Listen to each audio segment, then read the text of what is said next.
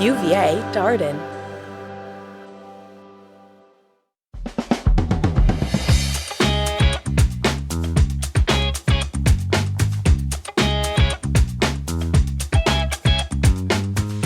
Good Disruption, a lively discussion between UVA Darden School of Business professors Yael Grushka-Cocaine and Mike Lennox on cutting-edge technologies and practices that are challenging the status quo.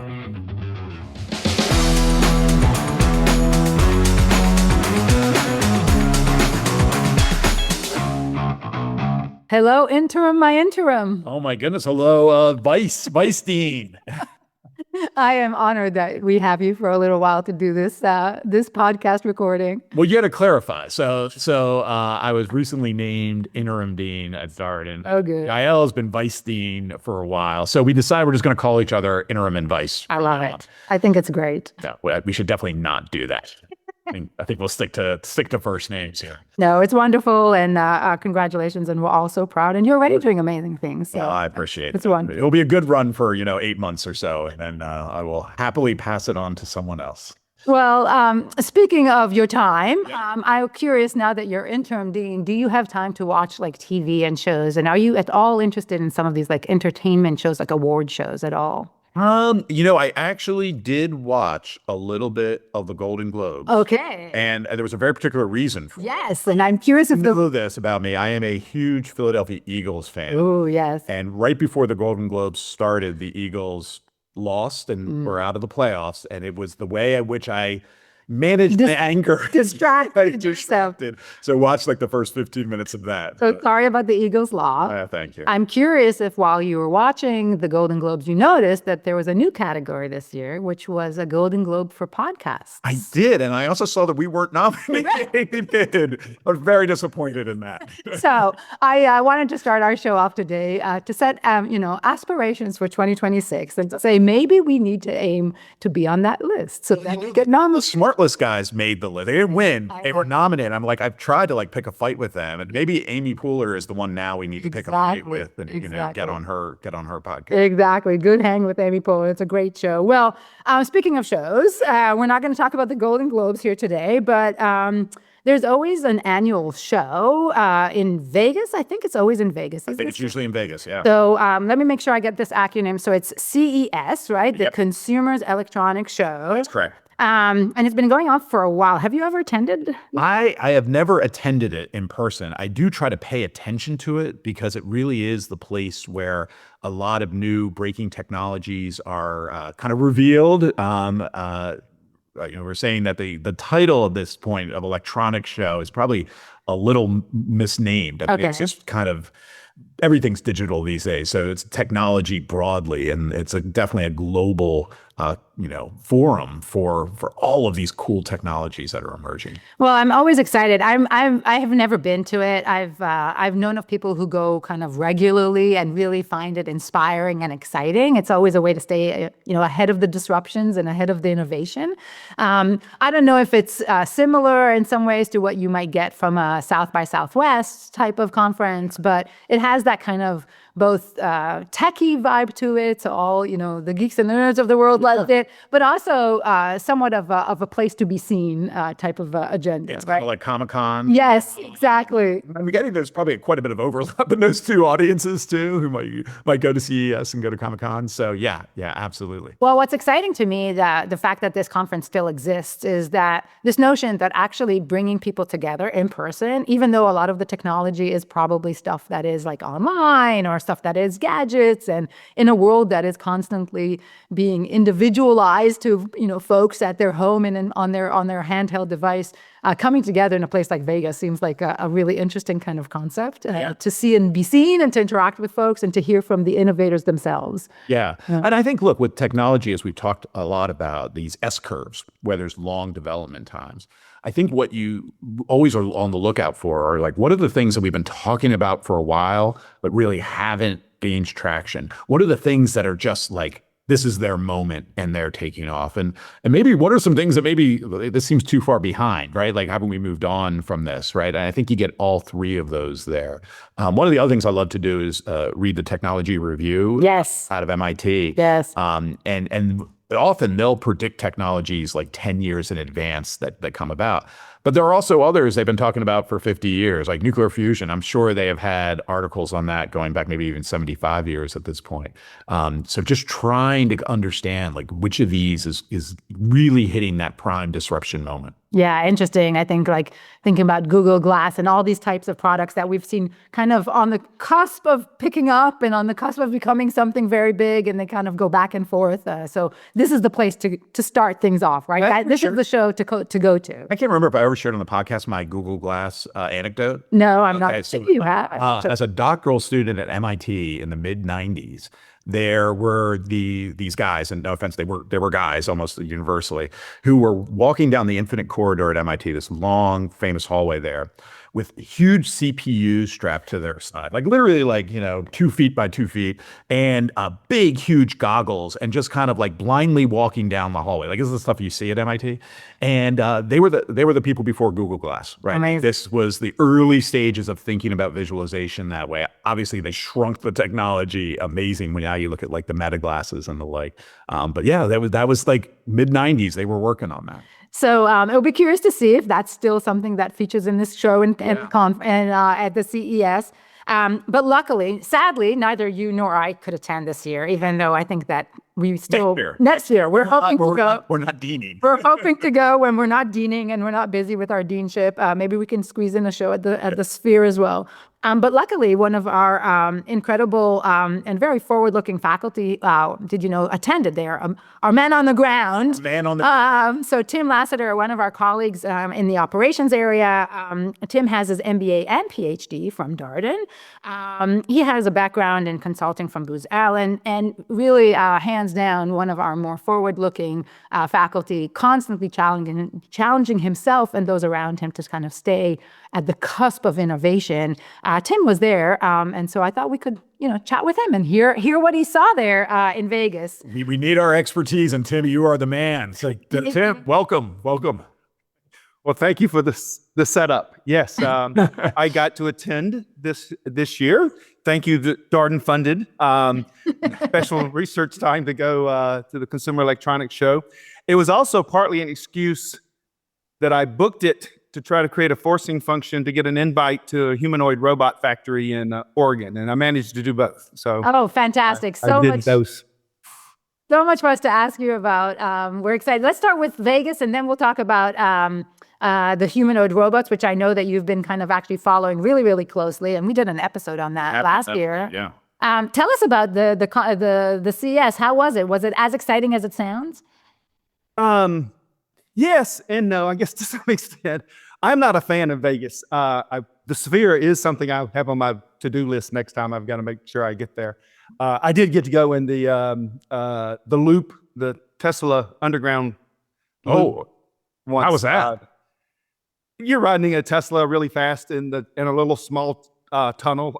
It's interesting, but I've done it. And it was more efficient to get from one of the exhibit halls to another than the literal 20 miles I walked over the day, combination of Tuesday and Thursday, that I walked the 2.5 million square feet of exhibit space. Incredible. I think that is the thing is, it is a mind-boggling aggregation of people. 140,000 people, 4,500 exhibits.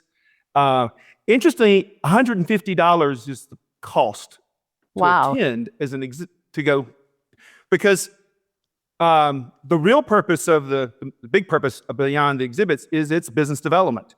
Yeah. Most people are there because other people show up and they have business meetings around this.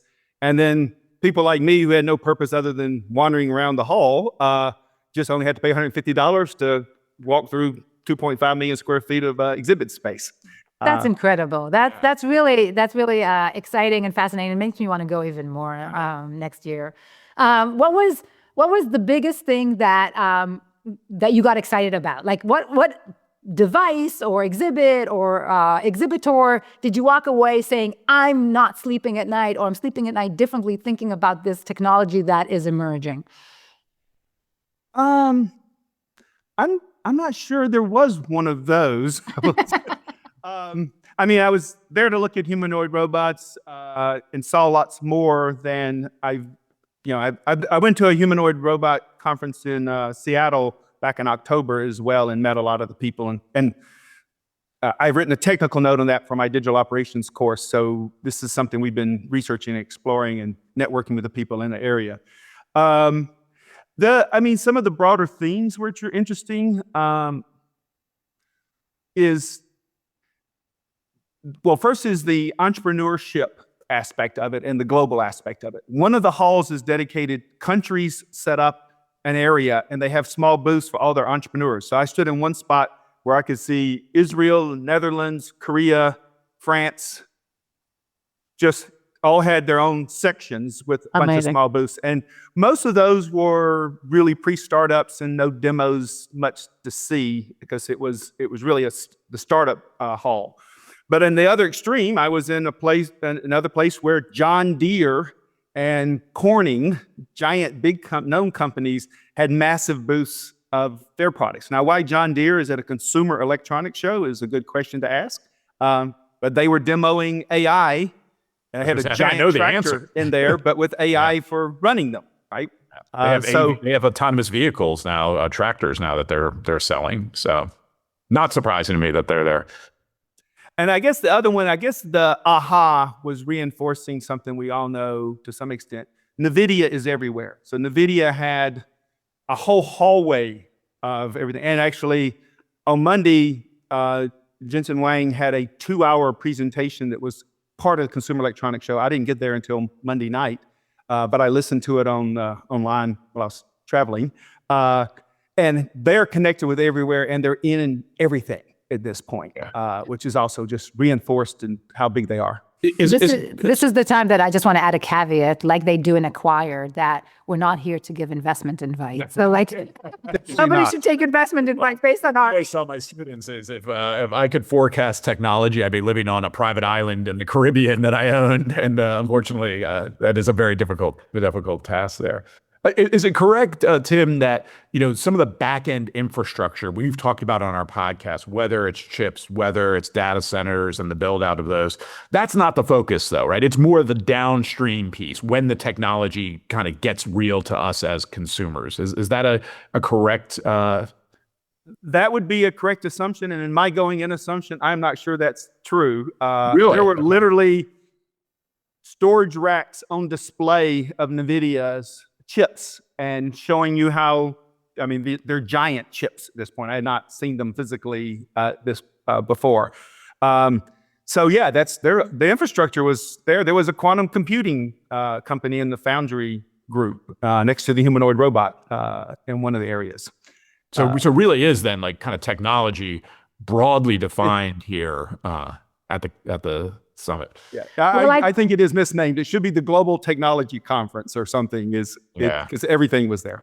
Well, I do think that in today's world, what I find fascinating is that I feel like the distance between the consumer, like the products that the consumers are using, and the consumer's knowledge of the infrastructure that is required has shrunk, meaning more folks are aware of the back end challenges and are following it more closely than I feel ever before. Like if you talk to folks about various aspects of AI, very quickly people will talk about the data centers and the water necessities and the electricity. It's on top of people's mind, not just the innovation at the consumer level. What do I have in my house, in my fridge, in my living room, but also what was required to get there. I think you're right. And it's interesting because I think that's a change. Because I think when cloud computing first started to emerge, it was like whatever this thing is called the cloud. And I think that realization that there is a real physical infrastructure behind our digital age. It's obvious to those of us who study and know the industry, but I don't think the average consumer necessarily internalized that. But I think you're right. They may be internalizing it now.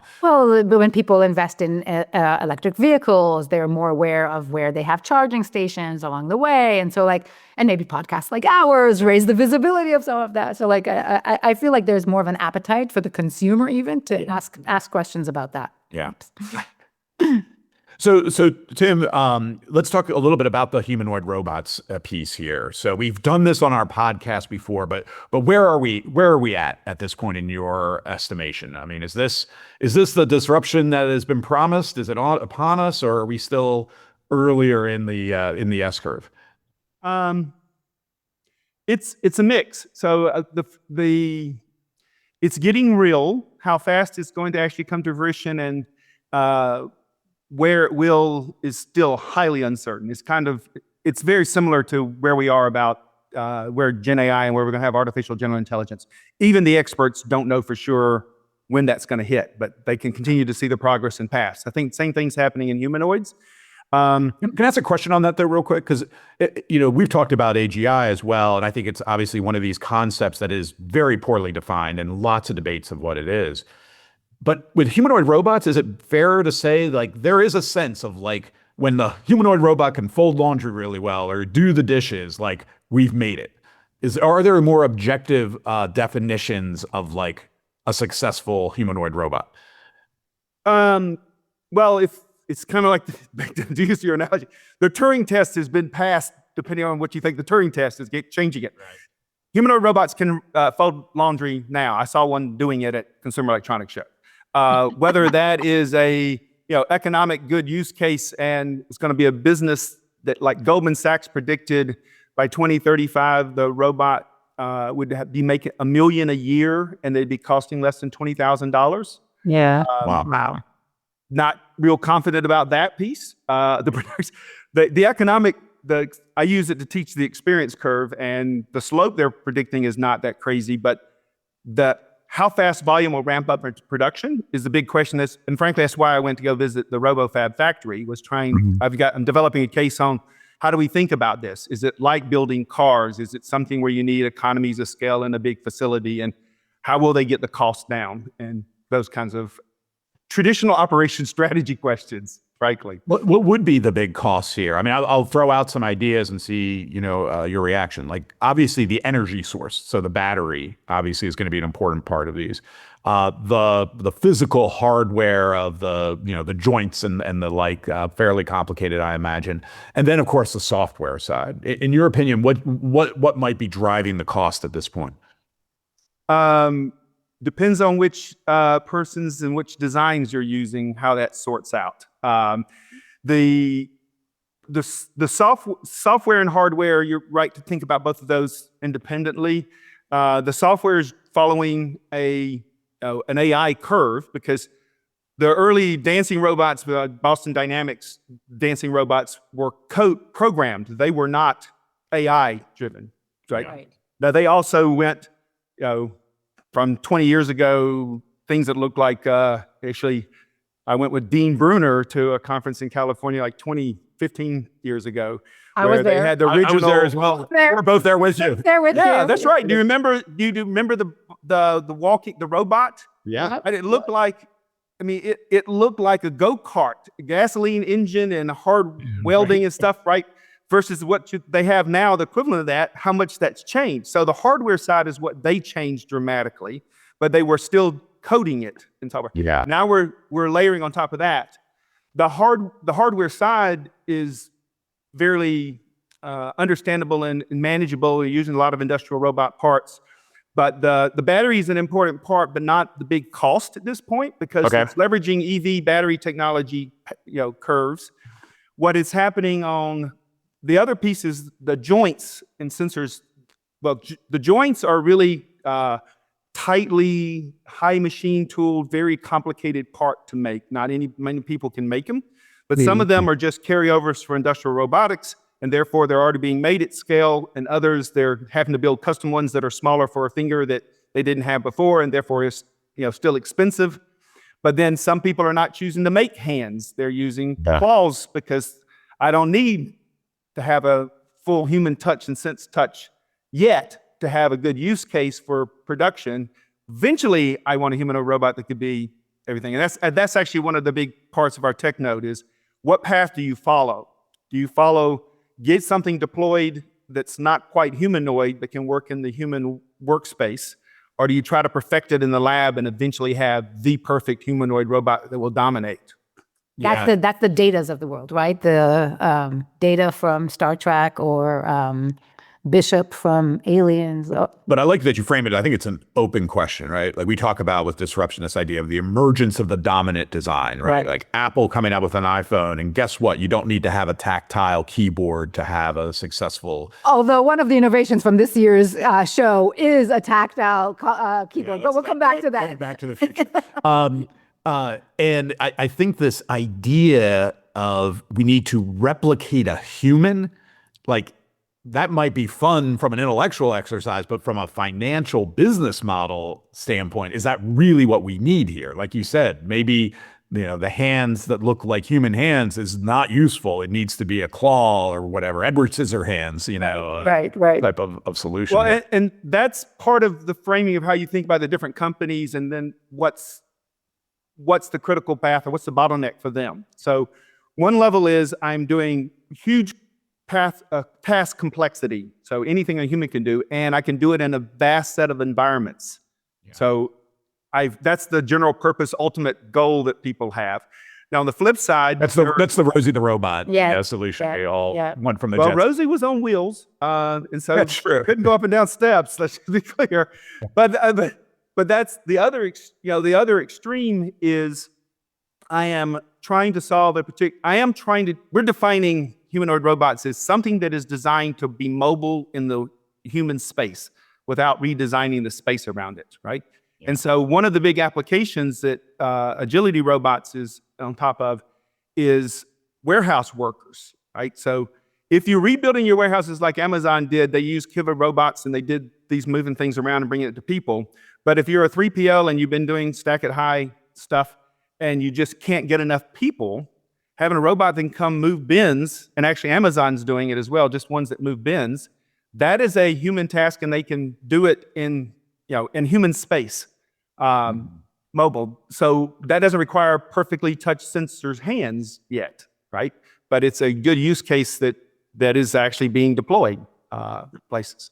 And from what I understood from you and from our amazing research team, and Becky did some work, there were at least two, probably many more of these humanoid robots on display at the conference in Vegas. Boston Dynamics had their Atlas robot, which was, as you say, for more manufacturing type purposes and use case. And then is it SwitchBot, a company that's developing exactly your use case, Mike, around home chores, washing machine, laundry, and the kind. That sounds pretty exciting to me, that this is kind of already being displayed and sold, whether at the cost that I can afford yet, maybe not, but it's headed. Oh, no, you can afford a home robot. If Mike wants one, there is 1X Technologies. They were not there. I didn't see it there, but if you follow, the Wall Street Journal's been covering them. They have a home robot. You can sign up for $20,000 or $499 a month. It is AI trained. It is 65 pounds, so if it falls, and it's really soft, if it falls on you, it won't hurt you. Which you laugh, but just to be clear, when you say $499 a month, you mean what's that? $499 a month? A month. Yeah. So it's a little expensive. More than you can afford it. I didn't say everybody could afford it. I said you could afford it. Well, they don't have that many, but they're AI enabled, but they're also like Waymo's. There are humans in the loop that are observing it for tasks that they couldn't do. It's not able to do yet. So they're being deployed in homes to actually teach them. And you can pay $499 a month to be teaching a robot how to do stuff at your house. What's your sense on the consumer comfort with these robots? I just was teaching our AV case on Waymo yesterday, and that's obviously a big issue with autonomous vehicles, is the worries about accidents and the like. Is that a worry that you're seeing, or is it more just, is it worth the price for the functionality? Yes, it's a worry. The bigger insight on that question, I first taught a draft version, a live version on humanoid robots with our AARP client, and the head of VP of Future Casting, Chris Gardner.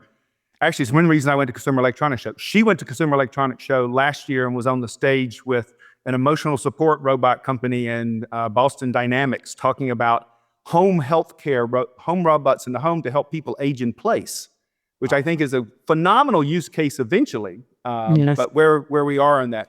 And she has opinions on it, but it's like Yeah, lots of people have lots of different opinions, but that's what capitalism works. Lots of people chase different things, and we'll see which ones work out.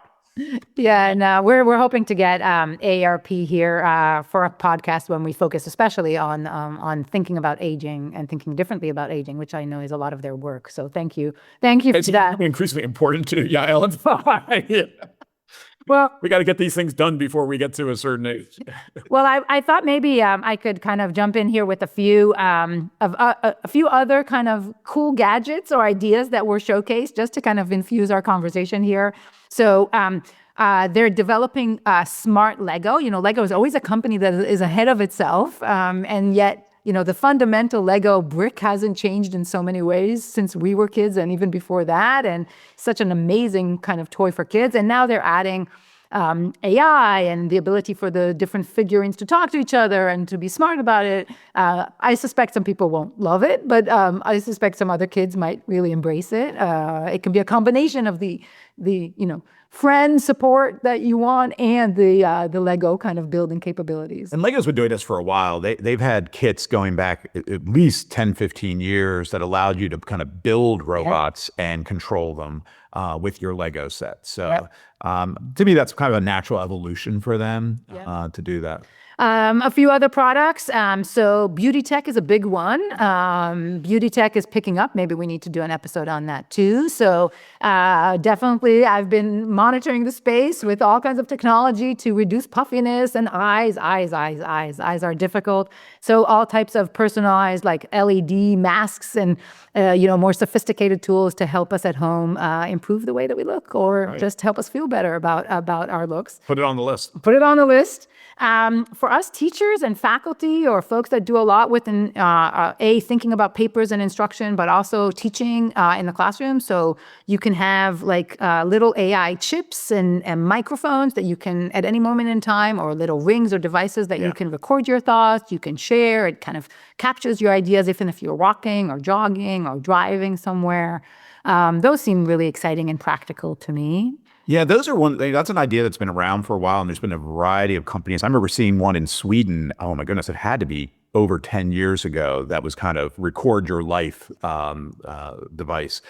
What I think is interesting that's happening with that is AI, right? Because what do you do with these voluminous photos or voluminous video that you're taking? AI might be able to do something more useful for you. Yeah, summarize it, jumpstart some work on it, collect some information, or reference back. Like, what was it like when I was in Rome? And then it automatically pulls it up and the like. Let me mention a couple more, and then Tim will hear your thoughts on this. But there's we talked about the Google Glass before, but the smart glasses are not going away. I think that there's really some momentum there. As I was teaching this quarter for the new students for the first time, I was thinking, why don't my glasses just tell me their name and whisper it to my ear so that while I remember that, I know what an incredibly useful. So the smart glasses space is definitely still about to explode or growing, and we haven't lost the hope that there'll be some smarter use cases there. What was it like, The Devil Wears Prada, where the assistant had to like whisper in her ear? Exactly. Now you have glasses that can do that. And then maybe the last one I'll mention here that is, I think, actually really exciting, a toilet monitoring device. So like imagine now your toilet is smarter. If you've been to Japan, they're way smarter already in Japan with how they think about their toilet space.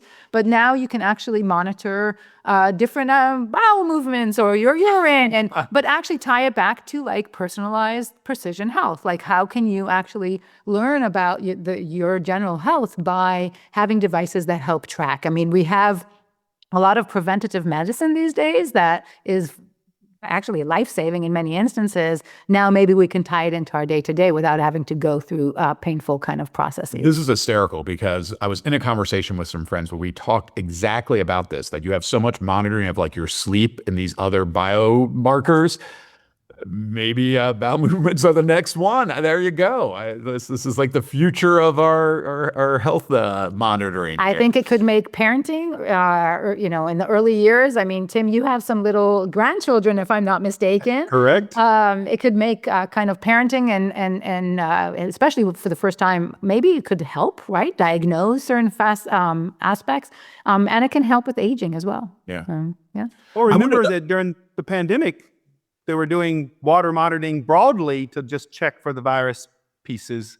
So the technology, taking it down to the individual level is a whole other step, and what you do with all that data will be another AI challenge piece as well. But yeah, I did see that, one of the booths. Yes, it's right, there. I think we have to do good disruption toilets. Go just Toilets. That's got to be one of our podcasts. Well, robots to clean them as well would be added in that. So you're a good disruption toilet. There were robots to clean toilets there too. The ones that like warm the seat and all the things.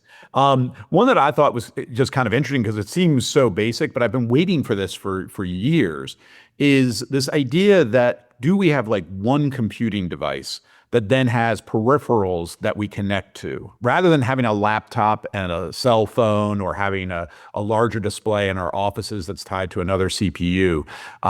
It feels like we should technologically be able to do this, yet I haven't seen an offering. It seems like some of the smartphone manufacturers are getting there, where you just have truly one CPU that does everything for you and just connects into other peripherals. I can see that. Yeah. I can see Johnny that. Ives is working on it for us, I think, but he wasn't there. He wasn't there. Johnny Ives wasn't there. OpenAI's got him dividing the next device, right? That's what he's allegedly doing, is going to build something that's going to replace the smartphone. Yeah. Amazing. Well, when I between my bachelor's degree and my engineering bachelor's degree and my master's degree, I worked out in the Silicon Valley, and I worked for two companies. One startup that very quickly went bust in that kind of bust of the .com, and it was BeMyPC.com. So like we were all about having one desktop that you can log in from wherever. So that was a little bit of the cloud kind of technology, Yeah. but the idea was similar, that you don't have to worry about transferring things from one place to the next. Yeah. Great. Okay, so well, Tim, we're so inspired, and we've learned so much about your trip. So thank you for sharing some of your insights with us. Interim, any last minute thoughts around humanoid robots or consumer electronics? No, I'll just highlight what we were saying at the beginning, that I think, for our listeners out there, keeping track of these technologies is so challenging and difficult. But it's also fun. Actually, that might be a good place to kind of end with Tim, because Tim, you're a master at keeping on top of these types of topics, right? What is the secret to that? How do you do that? I've seen you do that here at Darden regularly. How do you stay ahead of some of this technology, unless you go to Vegas, right? There's a William Gibson quote that the future is already here. It's just not evenly distributed. So part of it is going and seeing. And back to your AI glasses, I would say 10 years ago when I went to Consumer Electronics Show, one of the things I saw was translated hearing devices you could put in, earbuds you could put in that would translate live. Like, oh, that would be a cool product. They're here now. That was 10 years ago, was at the Consumer Electronics Show, and now that's part of Apple's product offering. Similarly, on the glasses, I actually already have the Meta glasses, so I buy the stuff and experiment with it, and I compare it. They're actually in my local eyeglass store. I bought it just for fun, and then I realized they could change my lenses and put my prescription lenses in it. And it's got a basic functionality, which is key. It's like the Palm Pilot. I really date myself at this stage, but right, it takes pictures, videos, hands-free. It will read your text and books to you, and that's really all it does, the current version. But Yael, I actually went to the store in Las Vegas for Meta's store and demoed the new display glasses, their version 3 glasses, which will show up on your lens. Whether you can do the student's images, there's constraints on whether you can privacy about this. There's software to do that, but I don't think Meta allows that software yet. But yes, but what it described, one of the use cases is you could get translation happening real time on your glasses as you're looking at someone talking to you. And you can translate back. You can show them your device and they could see what you said translated back to them as well. So amazing. Closed captioning, in real life. Wow. So staying timely and current, I heard buying things and experimenting. I heard that you do that quite a bit, Tim. I also know, Tim, that you're really good at initiating like get-togethers and meetups and like just opening the door to people to join the conversation. Is that also a way to kind of get on top of kind of themes? Yes. So yes, I'm a connector mode. Enjoying having conversations with people, talking about what they're thinking about and doing, and listening to ideas. My AI roundtable was last night. We had to move because it was shut down. But everything from a former student talking about what they're doing at a 3-party logistics company with agentic AI to one of the researchers. It's one of our FAIR scholars from La Crosse. That some of their research talking about it. It's just a different mix of people and lots of ideas you hear. And some of them you go, oh, put that on the shelf. And actually that would be my closing comment. The other thing that drove home at consumer electronics, there's a lot of bad ideas in the world too. And business people sorting out is this a cool technology versus is there a business value of this that's actually going to cause this to be something you could scale up and do? And the value of what we're teaching our students to think about that, the technologies are always going to be new and different, but that idea of how do we make money, what do we afford, how does this work out over time is really critical. I always say, having an engineering background, I can say this comment that engineers like to solve problems, but unfortunately they'll come up with a $20 million solution for a $10 million market, right? So the business question is often, how do you make this market viable so it will actually diffuse? And just so, as long as I can, I'll wear my La Crosse hat and say, and how do we do so, thinking about all the ethical considerations along the way? The fact that we have good ideas and good innovation, how can we put it to good use, not harm people? How can we make sure that people feel, secured and safe and happier and. Dare I say, good disruption? Good disruption. Rather than bad disruption. That's yes, exactly right. Yes. That's well, exactly right. Yeah. So thank you so much, Tim, for joining us. We enjoyed living through your vision of Vegas and the show. So thank you for sharing with us what that was like. I enjoyed it. Thank you for having me. All right. Okay. Well, always a joy, Vice, to talk to you. Thank you, Interim. And as always, let's thank our production team, Gary, our producer, Becky, our lead researcher, and the entire team here at Darden for helping us out with this podcast. Thank you all. Thank you.